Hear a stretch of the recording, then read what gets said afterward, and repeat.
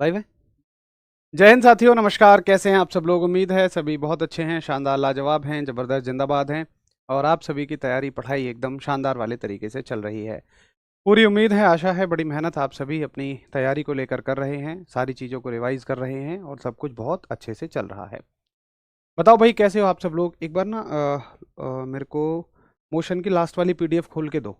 Centripetal centrifugal में क्या समस्या है? ये बच्चे एक दो दिन से परेशान हैं। हाँ यार, बिल्कुल आप सभी ने वो सब बातें देख ली होंगी, वो सब वीडियोस देख ली होंगी जिनमें अध्यापकों के साथ एक ज़बरदस्त वाला अन्याय हो रहा है। कमेंट सेक्शन में आप सभी उसी के बारे में पूछ रहे हैं।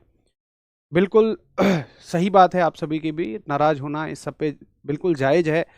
और मतलब मैं ये देखता हूँ कि आज एक समय ऐसा आ चुका है कि वो देश के पिलर, मैं तो आपसे हमेशा ही इस बात को कहा करता हूँ कि देश के वो पिलर जो आने वाले कल के भविष्य का निर्माण कर रहे हैं, उन पर लाठी डंडे बरसाए जा रहे हैं।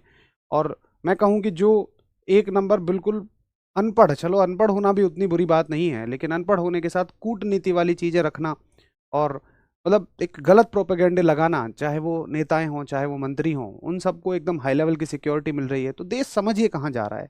मतलब बिल्कुल ये वही बात है कि जहाँ किताबें सड़कों पर बिक रही हैं और जूते शोरूम में बिक रहे हैं, एक बिल्कुल वो चीज़ें चल चुकी हैं। शायद इसी का नाम कलयुग है। बहुत बुरा हुआ है, बहुत बुरी चीज़ें हो रही हैं। लेकिन साथियों, आप एक बात मान लो कि देखो, एक स्ट्रेंथ होती है, एक ताकत होती है। हम लोग आपकी ताकत हैं, आप लोग हमारी ताकत हो। जरूरत पड़े तो सभी को बस एकजुट होना है, एक साथ चलना है।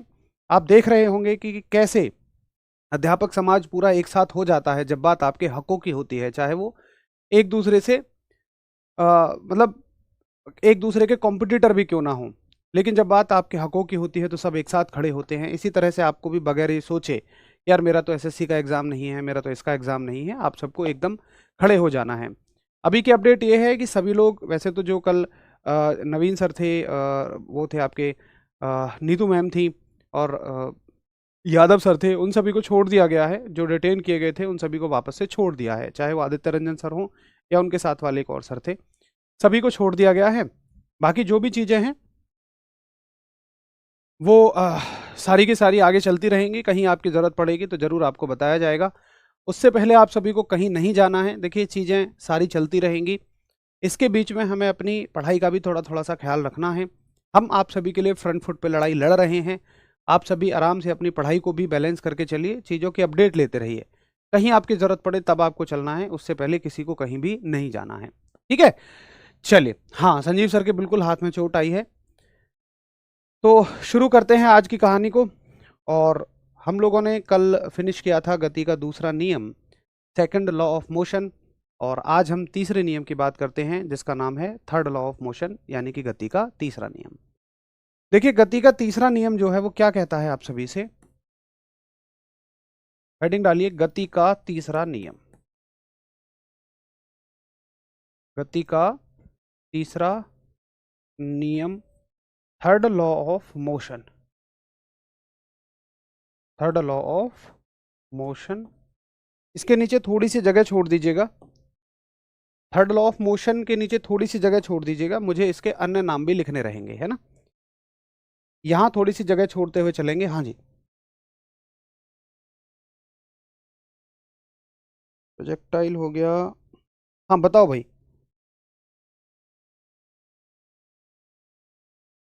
अपकेंद्रीय बल हो गया, बाहर की तरफ लगने वाला बल है। अभिकेंद्रीय बल है। अच्छा, ठीक है ठीक है ठीक है। देखो, जो ये उदाहरण है ना, आप प्लीज इसको सही कर लीजिएगा। जो उदाहरण मैंने अभिकेंद्रीय बल में लिखवा दिए हैं, वॉशिंग मशीन में लगने वाला बल और दही से मक्खन, इसको अपकेंद्रीय में कर लीजिएगा। सही बात कह रहा है वो बच्चा, प्लीज उसके लिए सॉरी। मुझे लगा वो साइकिल सवार वाले में आप कंफ्यूज हो। आपको क्या करना है कि अभिकेंद्रीय बल जो है, सेंट्रीपिटल फोर्स के जो एग्जाम्पल मैंने लिखवाए हैं उसको आप सेंट्रीफ्यूगल में कर लेना, अपकेंद्रीय में कर लेना। जो दही वाला एग्जाम्पल है और एक वॉशिंग मशीन वाला एग्जाम्पल है, वो सब अपकेंद्रीय बल के एग्जाम्पल हैं, वो सारे के सारे सेंट्रीफ्यूगल के एग्जाम्पल हैं। ठीक है, चलो, गति का तीसरा नियम, थोड़ी सी यहाँ पे जगह छोड़ देना। और गति का तीसरा नियम, देखो ये ऐसा नियम है, चूंकि फिजिक्स के नियम प्रकृति से जुड़े हुए हैं और हम भी प्रकृति से ही चलते हैं, तो जो नियम भौतिक विज्ञान के हैं वो इंसान पर भी समान रूप से लागू होते हैं। कैसे? देखो, ये नियम ऐसा है, आप चाहे जिस भी धर्म से जुड़े हुए हों, हर एक धर्म के ग्रंथों में ये चीज लिखी हुई होती है, जिसमें लिखा हुआ होता है कि आप जैसा करोगे वैसा भरोगे। तो बिल्कुल गति का तीसरा नियम भी ये कहता है कि आप कुछ भी करो इस ब्रह्मांड में, उसकी एक प्रतिक्रिया जरूर होती है। आप अच्छा करोगे, आपने किया, आपने पाया। आपने किया, ये एक क्रिया है, आपने कुछ पाया, ये एक प्रतिक्रिया है। आपने किसी को परेशान किया, ये एक क्रिया है, आप भी परेशान होंगे बदले में कहीं ना कहीं, किसी ना किसी रूप में, ये एक प्रतिक्रिया है। तो भाई एक्शन और रिएक्शन इसको हम कहते हैं, क्रिया और प्रतिक्रिया हम इसको कहते हैं, जिसका मतलब ये होता है कि इस ब्रह्मांड में की गई हर एक क्रिया की एक प्रतिक्रिया होती है। फॉर एग्जाम्पल, एग्जाम्पल से समझो, अच्छा समझ में आएगा। आपने एक बंदूक से गोली को फायर किया, ये बंदूक है, ये गोली है, आपने बंदूक से गोली को फायर किया, गोली आगे की दिशा में जाएगी और बंदूक जो है वो पीछे की दिशा में जाएगी। तो ये क्या है, बंदूक ने ट्रिगर किया गोली को, ये एक एक्शन है, ये एक क्रिया है। इसके बदले गोली ने बंदूक को पीछे झटका दिया। देखिए, बंदूक ने गोली को झटका दिया, गोली बंदूक को पीछे झटका देगी। तो ये इस क्रिया का जवाब है, जो कि हो गई प्रतिक्रिया। प्रति का मतलब क्या होता है, उल्टा होता है ना। क्रिया की उल्टी हो गई प्रतिक्रिया, उल्टे का मतलब विपरीत दिशा में। परिमाण इसका समान होगा। अगर बंदूक ने गोली पर 50 न्यूटन का बल लगाया है, तो गोली भी बंदूक पर 50 ही न्यूटन का बल लगाएगी, लेकिन उल्टी दिशा में लगाएगी। बहुत आसान नियम है क्रिया प्रतिक्रिया का नियम। ये वो नियम है जिसमें आप कोई भी क्रिया करते हैं तो आपको उसकी विपरीत दिशा में, यानी कि उल्टी दिशा में, परंतु समान परिमाण की एक प्रतिक्रिया मिलती है। इसी को कहते हैं हम क्रिया प्रतिक्रिया का नियम। तो मैं यही कह रहा था कि गति के तीसरे नियम का जो अन्य नाम है वो क्रिया प्रतिक्रिया का नियम भी होता है। तो इसके नीचे यहां पहले ये डालो, क्रिया प्रतिक्रिया का नियम। क्रिया प्रतिक्रिया का नियम यानी कि लॉ ऑफ एक्शन रिएक्शन। ठीक है, तो क्रिया प्रतिक्रिया का नियम क्या कहता है। अभी इसके नीचे ना थोड़ी जगह और छोड़ देना, एक नाम और इसका होता है, वो मैं आपको आगे चल के बताऊंगा। यहां जगह छोड़ देना, यहां से लिखना क्रिया प्रतिक्रिया का नियम की प्रत्येक क्रिया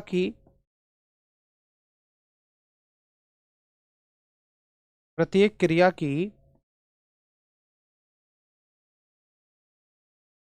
विपरीत दिशा में समान परिमाण की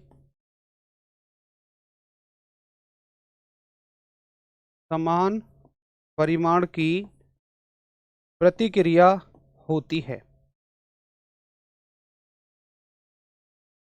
प्रत्येक क्रिया की विपरीत दिशा में समान परिमाण की प्रतिक्रिया होती है, यानी कि जो प्रतिक्रिया है, जो रिएक्शन है, उसकी दिशा उल्टी होगी लेकिन वैल्यू सेम रहेगी, परिमाण समान रहेगा।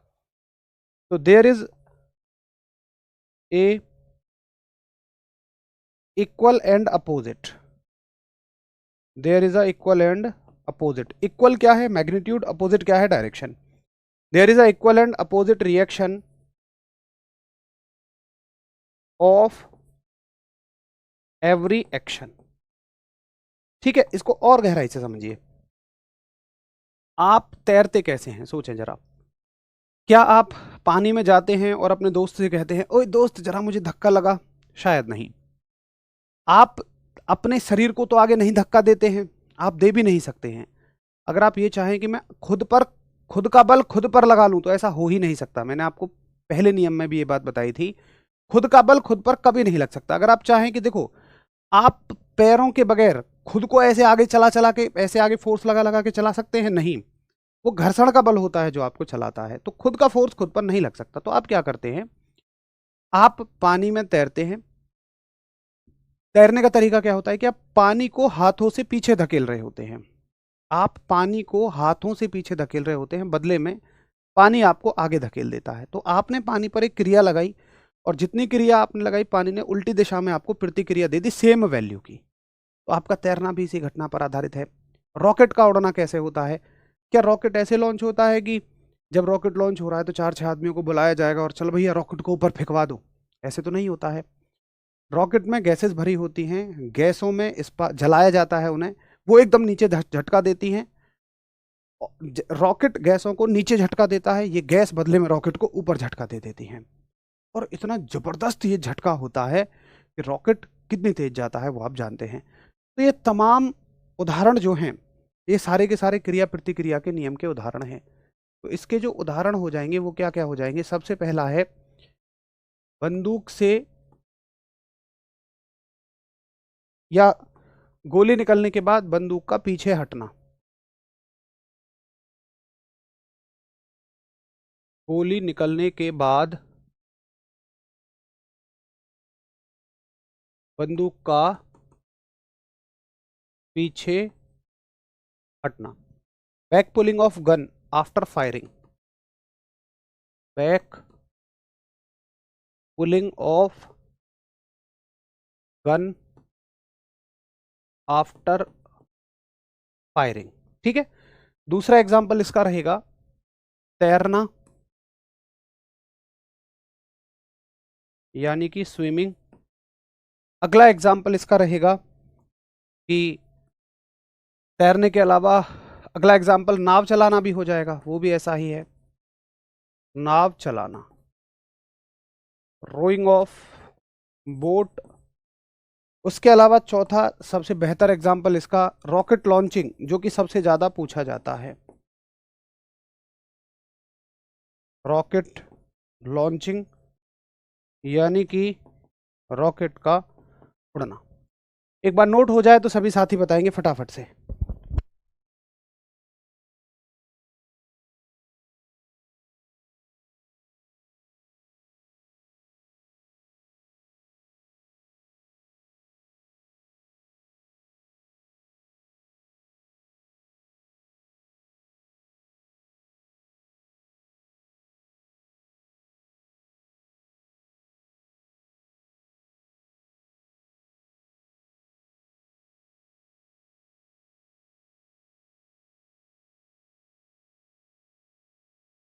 चलो,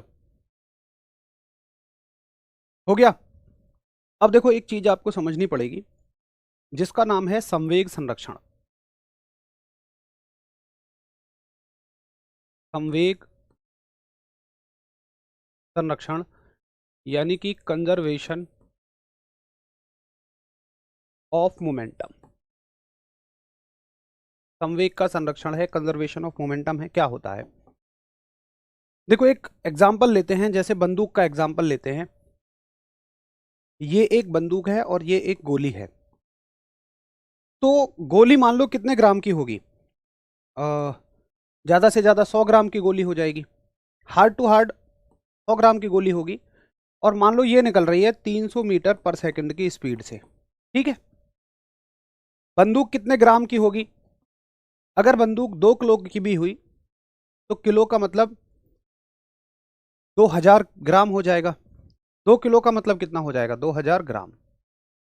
2000 ग्राम। और आप देखेंगे कि जितनी स्पीड से गोली निकलती है उतनी स्पीड से बंदूक तो पीछे नहीं हटेगी।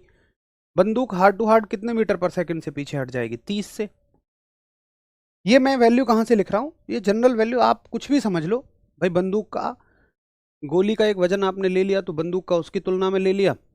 गोली की एक गति ले ली तो बंदूक की उसकी तुलना में ले ली है हमने। अब आप मुझे दोनों का मोमेंटम निकाल के बताओ, दोनों का संवेग निकाल के बताओ। एक सेकंड रुकना। 4 0 3 और इसकी वेलोसिटी लोगे करीब करीब तुम, ये दोनों वैल्यू बराबर आनी चाहिए। कुछ ऐसी वैल्यू लेना चाह रहा हूं मैं। 3 के आगे 4 0 हो जाएंगी। तो एक सेकंड रुको। 3 के आगे 4 0, तो 1 2 3 1 2 3 15। इसको लो 15 मीटर पर सेकंड। अब बताओ, यहां मुझे मोमेंटम बताओ, संवेग कितना होगा? तो आप कहोगे भैया गोली का संवेग जो है, बुलेट का जो मोमेंटम है वो कितना होगा?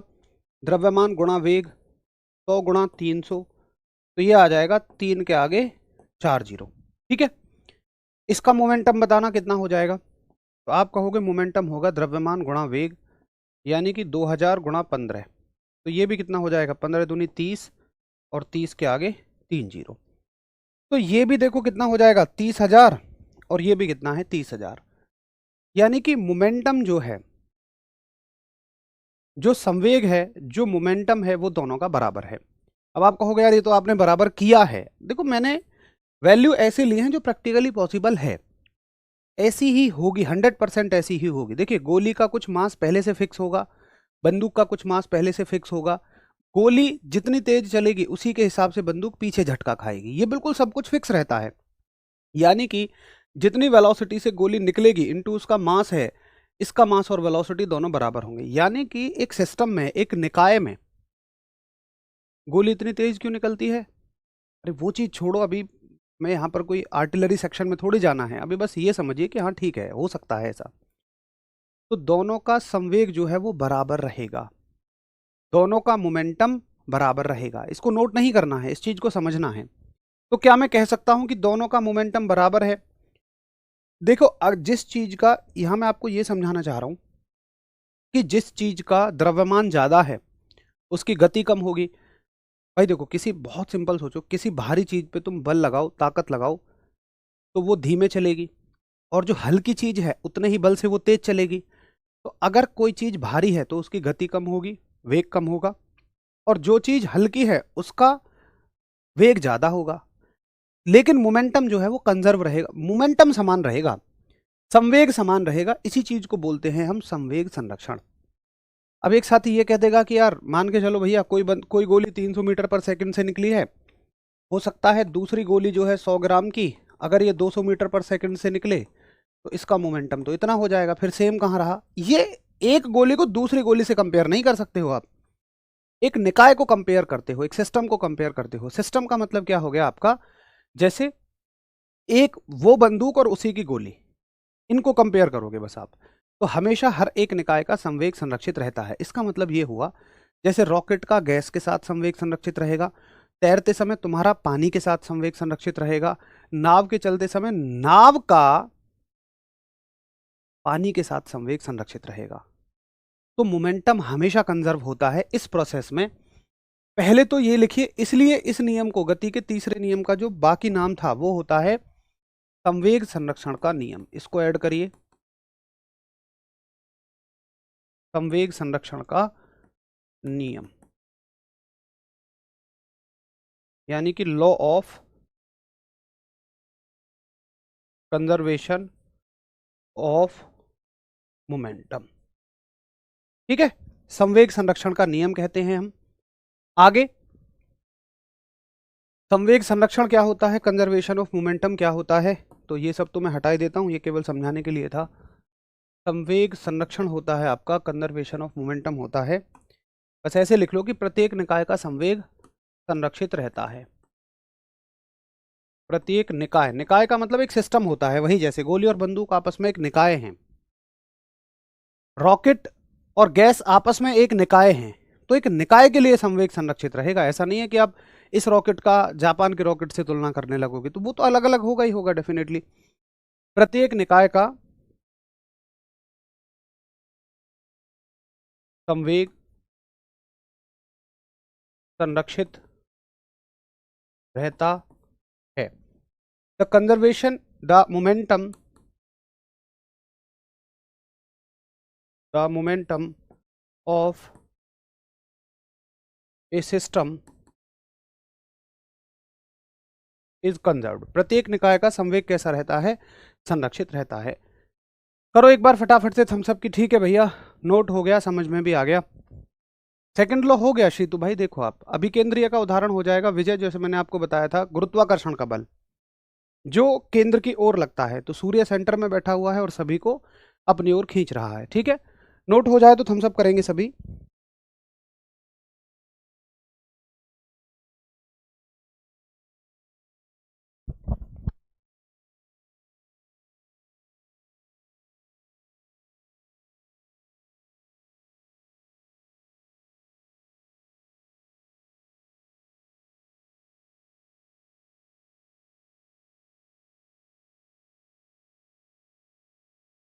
तो राजा पुतनी खुशी से नहीं पढ़ा रहे हैं यार। देखो खुशी क्या होगी, मतलब सारा का सारा फोकस जो है, सारा का सारा दिमाग जो है एक जगह रखा होता है, आप लोग भी परेशान होते ही हो।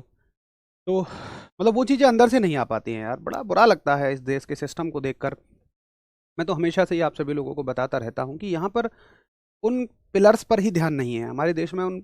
और अब चाहे किसी की भी गलती कह लो इसे, हमारे प्रशासन की गलती कह लो, मीडिया की गलती कह लो, जब कुछ भयंकर ये हो जाते हैं, बवंडर हो जाते हैं, तब मीडिया भी थोड़ी सी एक्टिव हो जाती है अपनी न्यूज़ बटोरने के लिए। लेकिन दरअसल हमारे देश का ध्यान है ही नहीं, और हो कहाँ से।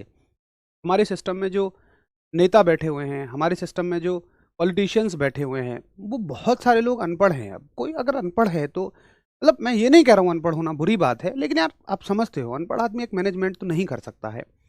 अगर आप किसी घर के मतलब किसी घर में भी मैनेजमेंट को देखें, तो अगर किसी घर में पढ़े लिखे लोग मैनेजमेंट अच्छा करेंगे तो अच्छा होगा, और अगर थोड़ा सा उस तरह का मैनेजमेंट होगा तो आप समझें। मतलब बड़ा बुरा लगता है यार इन सब चीज़ों को सोच सोच के कि भाई हमारा देश किस दिशा में जा रहा है, किस डायरेक्शन में हम जा रहे हैं। बस लाठी डंडे यार किसी चीज़ का कोई समाधान है? और भाई तुम रौब दिखा रहे हो, एक तरह से ये दिखाना चाह रहे हो कि इनकी आवाज़ को यहीं दबा दो, 4 लाठी पड़ेंगे डर के मारे भाग जाएंगे। अरे कैसी बात कर रहे हो यार, हम कोई कहीं विदेश से नहीं आए हैं कि इतने हल्के हैं, इतने कमज़ोर हैं। भाई हर एक टीचर, स्पेशली आरडब्ल्यू का मैं आपको बता रहा हूँ, हर एक टीचर, मैक्सिमम टीचर गांव की मिट्टी से जुड़े हुए हैं, किसान परिवारों से जुड़े हुए हैं। तुम्हारी 4 लाठियाँ क्या करेंगे यार? यहाँ तो वक्त ने कितनी लाठियाँ हम पे लगाई हुई हैं पहले से ही, तब उन हालातों से हम लोग निकले हुए हैं। समय की मार को कितना झेल झेल के सब निकले हैं। तो ये तो खैर भूल जाओ कि भाई कोई 4 लाठी मार के, लेकिन मतलब एक सिस्टम को देखो यार, एक सोच को देखो, आप एक मेंटलिटी को देखो कि वो क्या है।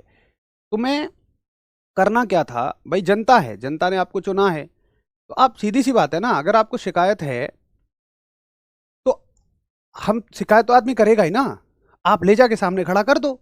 अगर लगे कि भाई तुम्हारी शिकायत है तो बेकार है यार, ये तो तुम गलत कह रहे हो, तो ठीक है हम गलत मान लेंगे, लेकिन तुम बात तो करो। बात ही करने को कोई तैयार नहीं है। उनको पता है बड़े घपले होते हैं यार।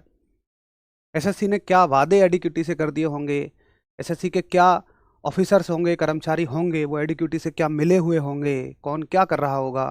फिर सबकी पोल खुलेंगी कि क्यों टीसीएस को हटाया गया, फिर ये कारण बताने पड़ेंगे। होगा ही नहीं कोई कारण उनके पास में। उनके पास तो सिर्फ निकलेंगे करप्शंस, निकलेंगे भ्रष्टाचार, निकलेंगे। तो अपने कर्मों पे तो पर्दा डालना है ना उन्हें। उन्हें पता है इनको अगर जवाब दिया तो फिर पर्दा हटेगा ही हटेगा। तो ये सब समस्याएं हैं। चलो एक स्लाइड पीछे, ये लो फटाफट से नोट कर लो, 1 सेकंड में नोट कर लो। तो आज मतलब मूड यार ऐसा ही रहता है, मन वैसा ही रहता है। आप समझो ना, हम जिस चीज़ के लिए सभी लोग कर रहे हैं, आप भी हैं हम भी हैं, अगर वही चीज़ें सही दिशा में नहीं होंगी तो मतलब क्या मतलब रह जाता है।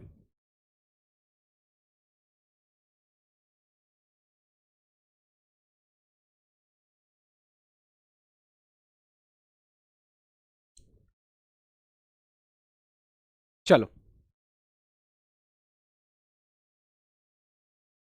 ये हो गया आपका संवेग संरक्षण, कंजर्वेशन ऑफ मोमेंटम। गति का तीसरा नियम भी हो गया और संवेग संरक्षण भी इसमें शामिल हो गया। तो यहाँ पर हम कह सकते हैं कि हाँ, जो आपका लॉज ऑफ मोशन चैप्टर है वो खत्म हो गया है। और आज की हमारी हेडिंग भी नए चैप्टर को लेकर ही थी। ये है आपका चैप्टर नंबर 5, और चैप्टर नंबर 5 में हम लोग पढ़ते हैं work energy and power. Work energy and power, कार्य ऊर्जा एवं शक्ति। कार्य ऊर्जा एवं शक्ति, वर्क एनर्जी एंड पावर। देखो अभी तक आपने ये एक चीज समझ ली होगी कि जितना आप समझकर पढ़ेंगे, अरे नहीं यार कैसी बात कर रहा, आपकी मेहनत बर्बाद हो जाएगी, ऐसा तो कभी नहीं हो सकता। जो चल रहा है फिलहाल, इससे कुछ प्लस ही होगा, अच्छा ही होगा। इन सब चीजों की वजह से इससे बुरा तो होने से रहा। भाई आप एक संविधान के साथ जी रहे हो, ऐसे कोई हवाबाजी नहीं चल रही है, सबकी जवाबदेही तय है। ऐसा तो हो नहीं सकता कि आपको ऐसा लग रहा डर कि यार अब तो हम ऐसे चिढ़ जाएगी, वो कर देगी, वो चीज़ भूल जाओ, ऐसा कभी कुछ नहीं होगा। ठीक है, चलो। तो अभी तक आपने ये समझ लिया होगा कि जो चीज़ें हैं, जितनी चीज़ें हैं वो समझ के पढ़ी जाएं तो अच्छी लगती हैं, याद भी रहती हैं। ऐसे ही ये पूरा एक चैप्टर है कार्य ऊर्जा एवं शक्ति, ये पूरा समझने वाला चैप्टर है। आप इसे रटेंगे तो बहुत जल्दी भूल जाएंगे, बट आप इसे समझेंगे तो जिंदगी भर याद रखेंगे। तो इसमें मतलब एक हमारे मन में ये सवाल आने चाहिए कि यार तीनों राशियां जो हैं कार्य ऊर्जा एवं शक्ति, वो इसी में क्यों रखी गई हैं। कई बार मैं देखता हूँ बहुत सारी बुक्स में पहले शक्ति पढ़ा दी, फिर गति पढ़ा दी, फिर कार्य पढ़ा दिया, मतलब कोई सीक्वेंस नहीं है। तो वो चीज़ नहीं होनी चाहिए। ये एनसीईआरटी के हिसाब से है कि तीनों को एक ही चैप्टर में रखा गया, तो कुछ मतलब होगा ना। तो हम अपना वही मेथड, जोड़ने वाला जो मेथड है, रिलेटिंग मेथड जो है, उसी से जोड़ जोड़ के इन तीनों राशियों को पढ़ते हुए चलेंगे। ठीक है, तो कार्य, ऊर्जा एवं शक्ति को समझते हैं। 3 राशियां इसमें हमें पढ़नी है, वर्क है, एनर्जी है एंड पावर है। तो सबसे पहली राशि जो है वो आपकी क्या रहेगी, कार्य ही रहेगी। वर्क क्या है, देखो एक बहुत सिंपल सी डेफिनेशन वर्क की हम पढ़ेंगे, इसको हम डब्ल्यू से दिखाते हैं। और मैं कहता हूं कि वर्क का सिंपल मतलब ये है कि आपने किसी वस्तु पर फोर्स लगाया और फोर्स लगाने से, बल लगाने से वो वस्तु अपनी जगह से हिलडुल गई, यानी कि वो विस्थापित हो गई, डिस्प्लेस हो गई। ये पेन है, मैंने इस पर फोर्स लगाया, ये यहां से लेकर यहां तक चला गया। एक दीवार है, दीवार पर मैं फोर्स लगा रहा हूं, सुबह से शाम तक लगा रहा हूं, क्या वो अपनी जगह से हिलेगी? नहीं। तो पेन पर जो फोर्स लगाया उससे कार्य हुआ, जो बल लगाया उससे कार्य हुआ, लेकिन दीवार पर जो आप फोर्स लगा रहे हो, सुबह से शाम तक लगा रहे हो, वो कार्य नहीं है। तो कार्य का सिर्फ अर्थ होता है कि किसी वस्तु पर आपने बल लगाया और बल के प्रभाव से वो अपनी जगह से विस्थापित हो गई। कैसे? मान के चलिए ये हमारे पास एक बॉक्स है और मैंने इस पर एक फोर्स लगाया, यहां पर आप इस पर एक फोर्स लगा रहे हैं ऐसे करके दोनों हाथों से, और इस फोर्स के इफेक्ट से ये जो बक्सा है यहां से यहां तक चला गया। मतलब इसका डिस्प्लेसमेंट कितना है, विस्थापन कितना है? तो आप कहेंगे देखो या तो यहां से यहां तक लो, मतलब लास्ट एंड से लास्ट एंड तक लो, या स्टार्टिंग के एंड से स्टार्टिंग के एंड तक लो, दोनों एक ही बात है। तो यहां क्या लगाया आपने? यहां लगाया एक फोर्स, एक बल आपने लगाया जिसका नाम F है, और इस बल से क्या हो गया? इस बल से एक विस्थापन हो गया, डिस्प्लेसमेंट हो गया जिसका नाम है S। डिस्प्लेसमेंट को हम S से दिखाते हैं। एक साथी ने मुझसे कहा कि भैया ठीक है, ये तो समझ में आ गया कि यदि बल लगाने से किसी वस्तु में विस्थापन हो रहा है तो हम कहते हैं कि ये कार्य किया गया है। लिखिए परिभाषा। तो कार्य क्या होता है कि बल लगाने से, बिल्कुल सिंपल डेफिनेशन, बल लगाने से यदि विस्थापन हो रहा है तब कहा जाएगा, मैं बिल्कुल सिंपल डेफिनेशन लिख रहा हूं, ये पेपर में नहीं आएगी लेकिन आपके समझने के लिए जरूरी है, तब कहा जाएगा कि कार्य हो रहा है। Work is doing, work is doing only when there is a displacement, there is a displacement on applying force, कि भैया बल लगाने से अगर विस्थापन है तो कहोगे कार्य हो रहा है। फटाफट से थम्स अप करो, सभी थम्स अप करो कि ठीक है भैया इतना समझ में आ गया, कार्य का कंसेप्ट समझ में आ गया।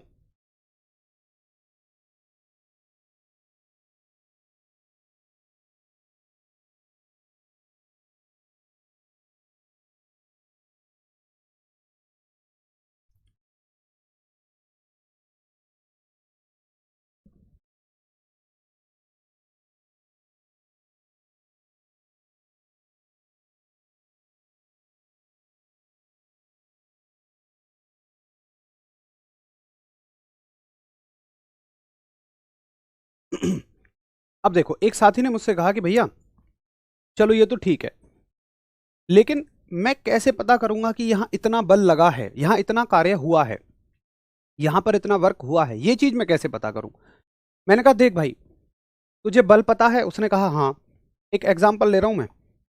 उसने कहा बिल्कुल पता है। उसने कहा भाई मैं 50 न्यूटन का बल लगा रहा हूं और वस्तु में जो है वो 10 मीटर का डिस्प्लेसमेंट आ रहा है।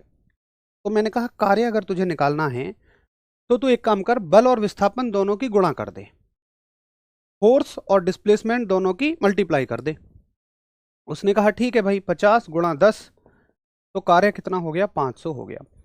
तो वर्क का सूत्र क्या है, वर्क का सूत्र है कि फोर्स इंटू डिस्प्लेसमेंट, ये मल्टीप्लाई होती है, फोर्स इंटू डिस्प्लेसमेंट की मल्टीप्लाई कर दो, आपको उस जगह पर वर्क मिल जाएगा।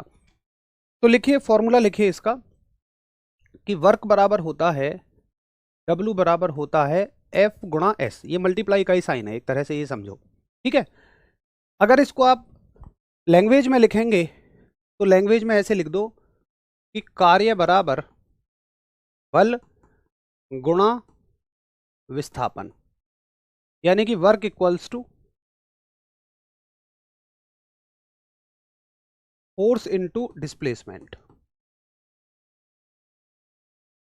ठीक है भाई, कार्य बराबर बल गुणा विस्थापन। अब इसी चीज को कई बार हम भाषा में लिख देते हैं, लैंग्वेज में लिख देते हैं। तो इस चीज को लैंग्वेज में कैसे लिखोगे, आप कहते हो कि बल तथा विस्थापन के गुणनफल को कार्य कहते हैं। The product of force and displacement is called as work. तो आप कहोगे कि बल तथा विस्थापन के गुणनफल को, बल तथा विस्थापन के गुणनफल को कार्य कहते हैं। बल तथा विस्थापन के गुणनफल को कार्य कहते हैं, यानी कि product of force and displacement, product of force and displacement is called as work. ठीक है कि भाई कार्य तथा विस्थापन के गुणनफल को, बल तथा विस्थापन के गुणनफल को हमने कार्य कह दिया। चलो, अब एक साथी ने मुझसे कहा कि भैया अगर क्या हो, अगर इस वस्तु पर, इस बक्से पर कोई व्यक्ति ऐसे बल ना लगा के, सॉरी ऐसे सीधा बल ना लगा के ऐसे लगाए, जैसे मान लो मेरा फोन है, ठीक है, मैं इसको बिल्कुल सीधा ना खींच के किसी एंगल पे खींचूं, ऐसे मान लो मैं इसे किसी एंगल पे खींचना शुरू करूं, तो क्या होगा, यानी कि अगर यहां से एंगल हम थीटा बना दें, बल के बीच में एंगल लगा दें हम थीटा, तो हम वर्क का फॉर्मूला क्या लिख देते हैं कि वर्क बराबर एफ एस कॉस थीटा। याद रखना, अगर एग्जाम में आपको थीटा दिया है तो थीटा का उत्तर लगाओ, और थीटा नहीं दिया है तो सिंपल उत्तर लगाओ, दोनों ही बातें अपनी जगह सही हैं। अब यहां से एक प्रश्न उठता है कि कॉस ही क्यों, साइंस क्यों नहीं, टेन क्यों नहीं, क्योंकि इस चीज का फिर उत्तर बड़ा गहरा हो जाएगा, वो हमारे स्तर की बात नहीं है। तो मैं रिक्वेस्ट करूंगा कि इसको आप डायरेक्टली याद रखें कि अगर थीटा लगा हुआ है तो फिर उसके साथ हम कॉस लगा देंगे। अगर फोर्स किसी एंगल पे लगा हुआ है, बल किसी कोण पर लगा हुआ है, तो वहां पर हम कॉस थीटा ले लेंगे। एक बार सभी हम सब करो कि ठीक है, इतना मुझे समझ में भी आ गया और नोट भी हो गया, थीटा देगा तो लगा देंगे, नहीं देगा तो नहीं लगाएंगे, सिंपल फॉर्मूला है।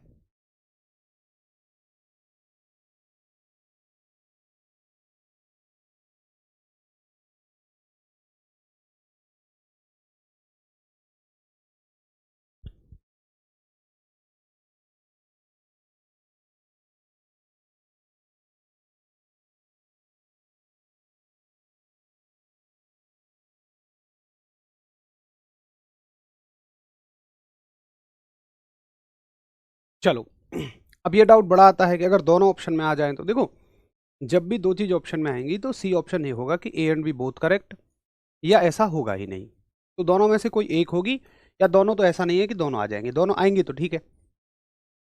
कॉस की वैल्यू वो तो डिपेंड करेगा, वो तो क्वेश्चन पे डिपेंड करेगा ना, थीटा कितना है, 30 डिग्री है, 45 डिग्री है, 60 डिग्री है, 90 डिग्री है, उसके हिसाब से हम लगा देंगे। अब एक साथी ने मुझसे कहा कि भैया इसका मात्रक बताओ, कार्य का मात्रक क्या होगा, मतलब वही बेसिक बेसिक चीजें, यूनिट ऑफ वर्क, जितनी हम पढ़ते हैं उतनी तो पढ़ेंगे ही। यूनिट ऑफ वर्क, तो कार्य का मात्रक क्या होगा, देखो पहला मात्रक तो बनेगा इसका फॉर्मूले से, मैं ऐसे ही लिख देता हूं, फॉर्मूले से क्या मात्रक बनेगा भाई, कार्य का फॉर्मूला चाहे आप एफ एस लगाओ या आप एफ एस कॉस थीटा लगाओ। फॉर्मूले से जो मात्रक बनेगा वो क्या बनेगा, बल का मात्रक न्यूटन है और विस्थापन का मीटर है तो आप कहोगे न्यूटन मीटर। भैया मात्रक क्या है इसका, न्यूटन मीटर। किसी को ये तो नहीं लग रहा कि न्यूटन मीटर और कोण का मात्रक, कॉस थीटा का कोई मात्रक नहीं होता, इसका मान तो एक संख्या आती है ना। जैसे मान लो थीटा 60 डिग्री होगा तो कॉस 60 कितना होता है 1/2। ये मैथ्स में आपको याद रखना पड़ेगा, है ना। तो कॉस थीटा इसका कोई मात्रक थोड़े ना होगा, इन संख्याओं का कोई मात्रक नहीं होता है। चलो तो इसका कोई मात्रक नहीं होगा, चाहे यहां से निकालो यहां से निकालो, ये न्यूटन मीटर ही आएगा। एक तो ये हो गया। उसके अलावा इसका एक एसआई मात्रक होता है और एसआई यूनिट जो है ये होती है जूल। एसआई मात्रक क्या है इसका, जूल है। और सीजीएस मात्रक जो है इसका, इसकी सीजीएस यूनिट जो है वो होती है अर्ग। मैंने कहा था हर एक राशियों के हमें दो मात्रक तो पढ़ने ही पढ़ने हैं, एक तो सूत्र से बनने वाला मात्रक और दूसरा एसआई मात्रक। लेकिन कुछ राशियों का हमें सीजीएस मात्रक भी पढ़ना पड़ेगा, सभी का नहीं कुछ का।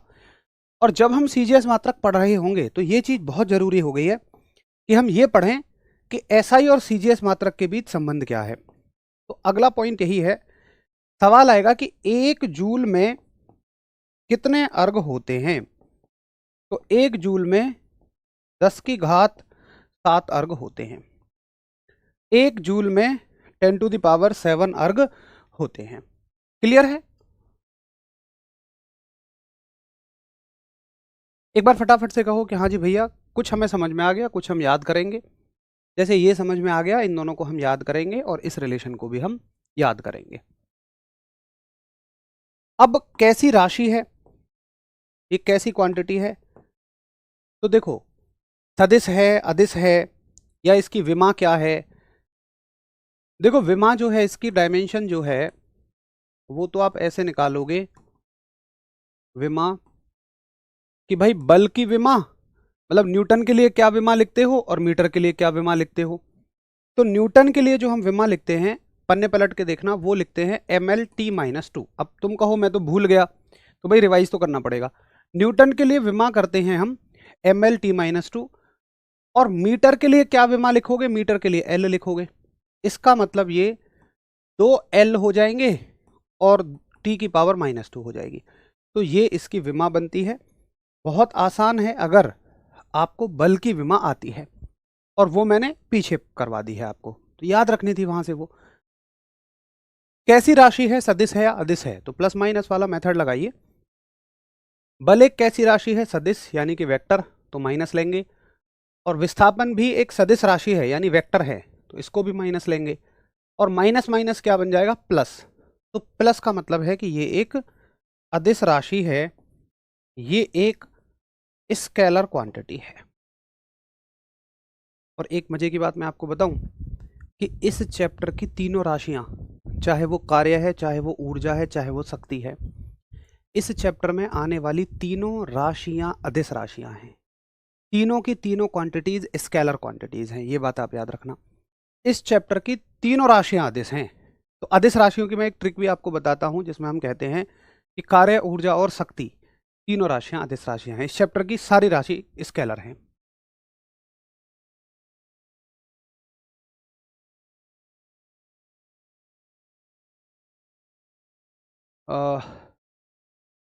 साइंस क्या करूं, कोशिश तो पूरी कर रही हूं, साइंस समझ में नहीं आ रही है। देखो ऐसा हो सकता है बिल्कुल कि कुछ हमारे साथी ऐसे हैं 10% जिनको थोड़ा सा देर से समझ में आता है, या एक बार की बजाय 2 बार रिवाइज करने में समझ में आता है। तो आप ऐसा बिल्कुल ना समझें कि जैसे बच्चे कह रहे होते हैं कि हाँ भाई समझ आ रहा है, समझ आ रहा है। मान लो मैं उनके कमेंट पढ़ रहा हूँ, कुछ 10% साथी ऐसे हैं जिनको नहीं आ रहा, तो आपको डिमोटिवेट नहीं होना है।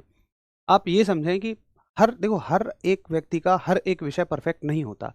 जिनको ये चीज़ बहुत अच्छे से समझ में आ रही है, हो सकता है उनको कोई वो विषय जो आपको बहुत अच्छे से समझ में आता है ना समझ में आ रहा हो। तो कई बार कई सब्जेक्ट हमें एक बार में अच्छे समझ में आते हैं, कई बार कई सब्जेक्ट हमें 2 बार में समझ में अच्छे आते हैं। तो उसके लिए आपको घबराना नहीं है।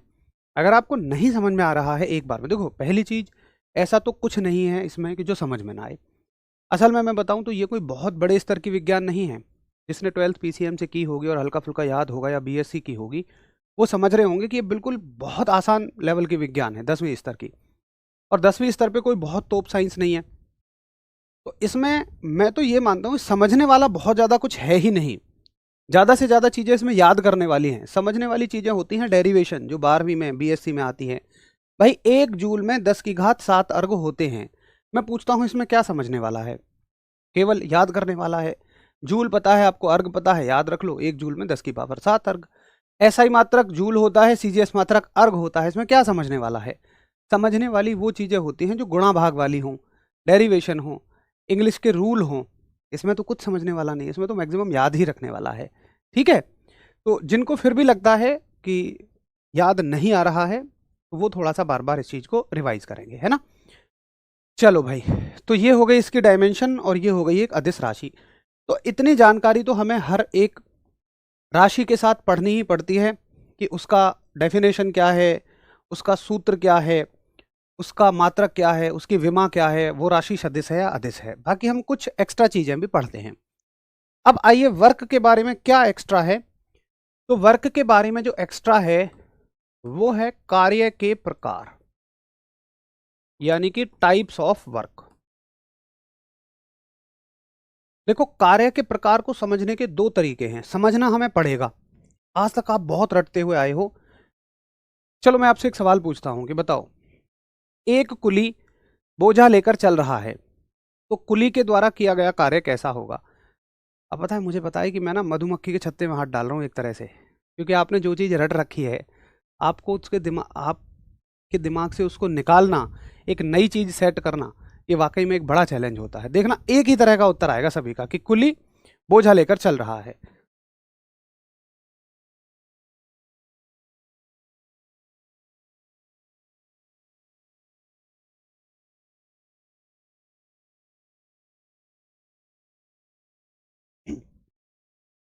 पानी है?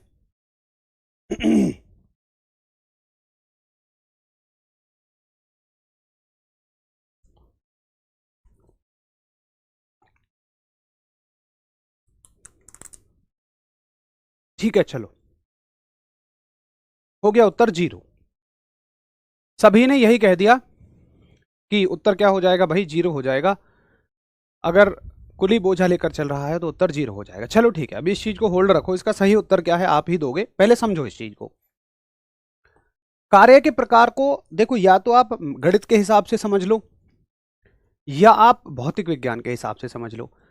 भौतिक विज्ञान से समझोगे तो कोण वोणों की जरूरत नहीं पड़ेगी, और अगर गणित के हिसाब से समझोगे तो कोणों की जरूरत पड़ेगी।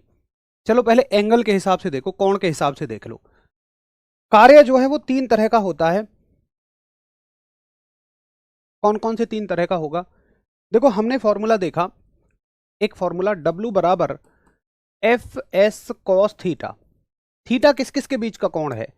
थीटा बल और विस्थापन के बीच का कोण है। क्यों? क्योंकि देखो, ये एक वस्तु है, इस पर आपने एक बल लगाया ऐसे करके, और इस बल के प्रभाव से ये वस्तु मान लो कुछ दूरी तक गई, इतनी दूरी तक चली गई, ठीक है, या ये वस्तु तो अब ऊपर जाएगी ऐसे करके। तो बल और विस्थापन के बीच का जो कोण है, ये विस्थापन है, ये बल है, इनके बीच का जो कोण है थीटा है। अब देखो, थीटा कितने तरीके का हो सकता है? थीटा 3 तरीके का हो सकता है, या बल और विस्थापन जो है वो 3 तरीके के हो सकते हैं। कैसे? देखो, अगर थीटा 0 होगा, 0 होने का मतलब क्या है भाई? देखो, विस्थापन की तो दिशा यही है। थीटा 0 होने का मतलब होगा, मैं पहला केस बना लेता हूं कि थीटा अगर आपका 0 है, थीटा कब 0 होगा? 0 तब होगा जब बल और विस्थापन दोनों एक ही दिशा में होंगे। ये बल है और ये विस्थापन है, अगर ये दोनों एक ही दिशा में हैं, थीटा 0 होने का मतलब क्या होता है? जब दो चीज बिल्कुल एक ही दिशा में हों। ये बल है, ये विस्थापन है। एंगल बनेगा कब? एंगल बनेगा जब विस्थापन ऐसे होता हुआ चला जाएगा। अभी मान लो 30 डिग्री का एंगल है, जब बल ऊपर लगता चला जाएगा, अभी 40 का है, 50 का है, 90 का है। तो अभी क्या है? अभी फिलहाल इन दोनों के बीच में एंगल कैसा है? 0। एक संभावना ये है। तो थीटा 0 होने का मतलब क्या होता है कि भाई बल भी उसी दिशा में है और विस्थापन भी उसी दिशा में है।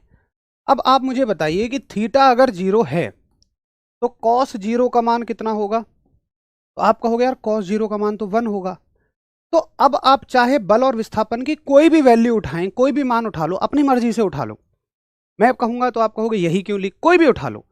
चलो मान लो पूरे सवाल में मैं कहता हूं कि भाई बल जो है ना वो है 10 न्यूटन और विस्थापन जो है 2 मीटर, तुम कुछ भी ये मान ले लो। अब इस सूत्र में जब तुम रखोगे W बराबर 10, विस्थापन 2 और कॉस थीटा कितना आ गया पूरा 1, तो 10 दूनी 20 आ गया। यानी कि कार्य कैसा आ गया 20, और 20 किसका है, प्लस का। तो मैं ये समझाना चाह रहा हूं कि अगर थीटा 0 है तो भाई कार्य आपका कैसा रहेगा, प्लस का रहेगा, पॉजिटिव रहेगा। भैया जी ये बात समझ में आ गई कि अगर थीटा 0 है तो कार्य कैसा रहेगा, प्लस में रहेगा। और इस बात का मतलब होगा कि बल और विस्थापन दोनों एक ही दिशा में हैं। बोलो भाई क्लियर है। अगर थीटा 0 है तो इस बात का मतलब यह हुआ कि बल और विस्थापन एक ही दिशा में है, और cos 0 1 है, जिसकी वजह से कार्य जो है वो कैसा है, धनात्मक है, पॉजिटिव है। ये बात सबको समझ आती है, बताओ एक बार फटाफट बताइए।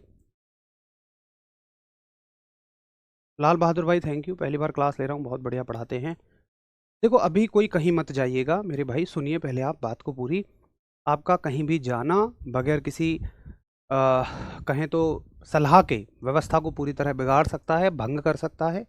तो जब तक जो आपको आगे तक, अगर आप सच में उन टीचर्स को मानते हैं तो जब तक आपको जो आगे ना कहा जाए उसको प्लीज़ मत करिएगा। आप वहाँ जाएंगे कोई लाभ ही नहीं होगा, आपको एंट्री ही नहीं मिलेगी, आप बहुत दूर खड़े हो जाएंगे, पुलिस प्रशासन आपको पहले ही रोक देगा, फिर उनको और लगेगा कि व्यवस्थाएं बिगड़ रही हैं, फिर टीचर्स के ऊपर लाठीचार्ज होगा। आप अभी जहाँ हैं वहीं रहिए, अपने घर रहिए। जब भी आपको आना होगा तो सभी अध्यापक आपको जरूर बता देंगे। ठीक है भाई, ये बात समझ आ गई। अब सुनो, ये तो हमने फिजिक्स की मदद से, मैथ्स की मदद से समझा कि थीटा बीटा लगा के। मैं कहता हूं आप फिजिक्स की मदद से समझो, बिल्कुल सिंपल ये बात समझो कि आप जिस दिशा में बल लगा रहे हो, वस्तु उसी दिशा में अगर जा रही है तो कार्य धनात्मक होगा। जिस दिशा में बल है उसी दिशा में विस्थापन हो रहा है तो कार्य कैसा हो जाएगा, आपका वर्क कैसा हो जाएगा, धनात्मक हो जाएगा। फिर वही बात है कि 10 कहां से मिला है, मैंने कहा था शुरू में भैया, ये मैंने जस्ट माना है। आप कुछ भी मान लो इसको, 20 50 100 1000 कुछ भी मान लो, ठीक है। तो फिजिक्स की हेल्प से ऐसे समझो कि भाई बल जिस दिशा में है विस्थापन भी उसी दिशा में है तो कार्य धनात्मक होगा, ठीक है। अब एक दूसरा एग्जाम्पल मैं लेता हूं, और मैंने कहा कि थीटा जो है ना वो 180 डिग्री है। अब देखो 180 डिग्री थीटा कब होता है, 180 डिग्री थीटा का मतलब यह हुआ कि बल तो आगे लगा हुआ है और विस्थापन जो है वो उसकी विपरीत दिशा में है। अगर दो राशि विपरीत दिशा में है तो उनके बीच का एंगल जो है वो कितना हो जाएगा, 180 डिग्री हो जाएगा। ये तो आप थोड़ा बहुत समझते होंगे, इतना एंगल 180 डिग्री होता है। ये बात सबको समझ आती है भाई, ये बहुत सेंसिटिव टॉपिक है, पेपर में आता भी है, आप गलती भी करते हैं, इसलिए मैं धीमे धीमे समझा के चल रहा हूँ।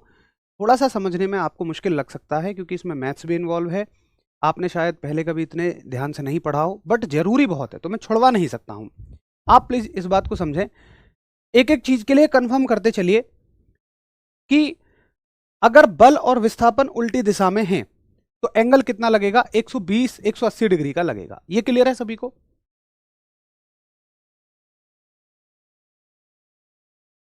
बोलो क्लियर है सभी, बताइए एक बार, बाद में नोट करना, पहले अभी समझो।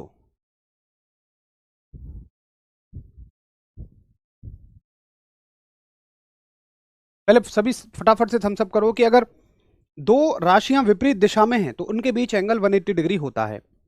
अब ये आप याद कर लो, या आपको शायद पहले से थोड़ा बहुत पता होगा, ठीक है, चलो बढ़िया। लेकिन सवाल ये उठता है कि यार ऐसा हो कब जाएगा कि तुम किसी वस्तु पर बल आगे लगाओ और वस्तु पीछे विस्थापित हो जाए।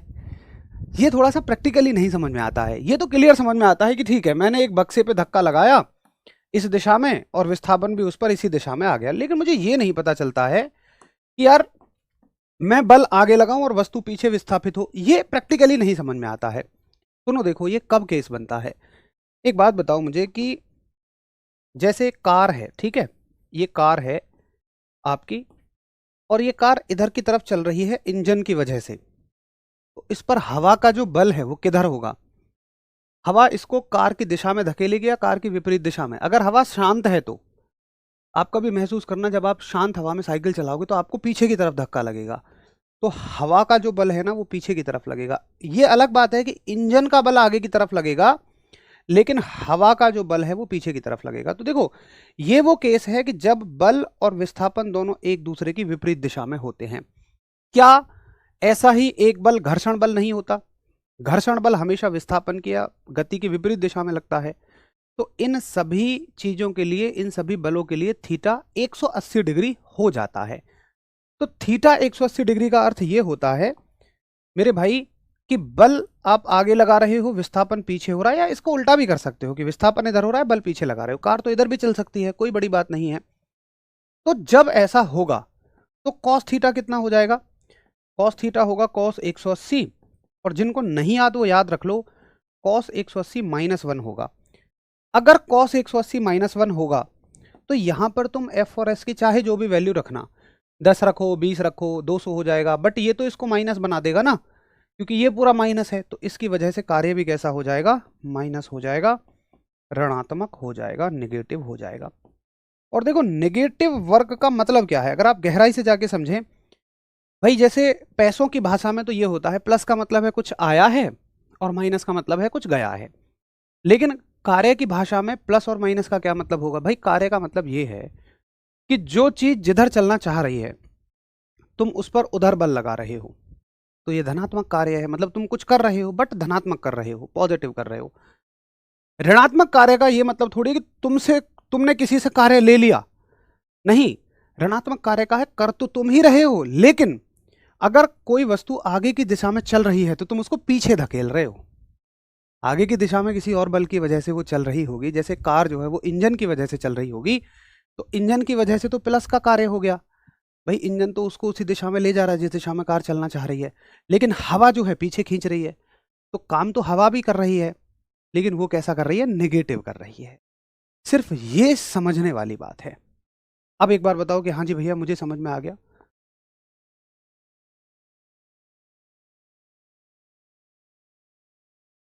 बताओ भैया जी, सभी को क्लियर है कि हाँ ये बात मुझे समझ में आ गई? फटाफट से एक बार सभी बताएंगे कि हाँ जी, इस बात में कोई भी प्रॉब्लम नहीं है।